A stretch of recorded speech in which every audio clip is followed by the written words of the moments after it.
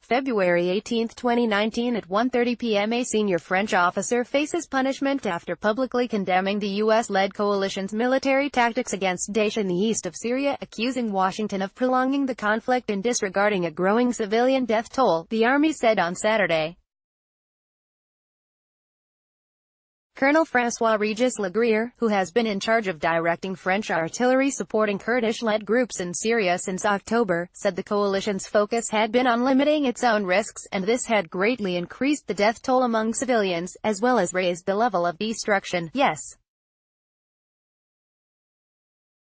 The Battle of Hajin, near Syria's eastern border with Iraq, was won, at least on the ground, but by refusing ground engagement, we unnecessarily prolonged the conflict and thus contributed to increasing the number of casualties in the population. Legrier wrote in an article in the National Defense Review.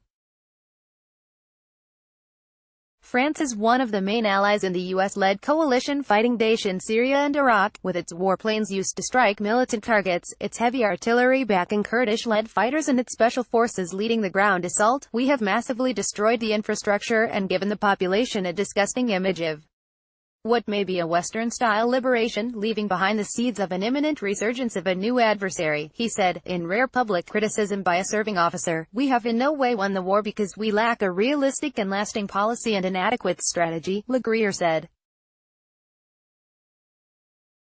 How many Hajins will it take to understand that we are on the wrong track? Legrier's article has embarrassed French authorities just days before the coalition is expected to announce the defeat of the terror group. The article was removed from the Review's website on Saturday. A punishment is being considered, French army spokesman Patrick Steiger confirmed to reporters. In eastern Syria, foreign families flee last Daesh enclave. Hajin was the last major towns held by Daesh militants and was the target of the final phase of Operation Roundup that started September, with heavy battles also centering on the Al-Shifa area near the Iraqi border. 6 months on, a rapidly diminishing few hundred militants have been battling on the eastern banks of the Euphrates River, hemmed in by U.S.-backed Syrian Democratic Forces (SDF) on the Syrian side of the Iraqi border and by Iranian-backed Shia militias on the other.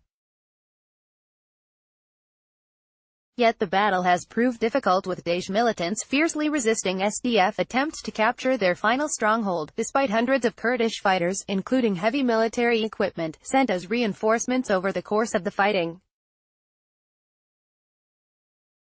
Although the SDF were also supported by fighter jets from the international coalition, strategically positioned minefields placed by Daesh reportedly significantly slowed the ground assault, causing the operation to be temporarily halted in November. The coalition could have got rid of just 2,000 militant fighters, who lacked air support or modern technological equipment, much more quickly and effectively by sending in just 1,000 troops, Legrier argued. This refusal raises a question: why have an army that we don't dare use, he said.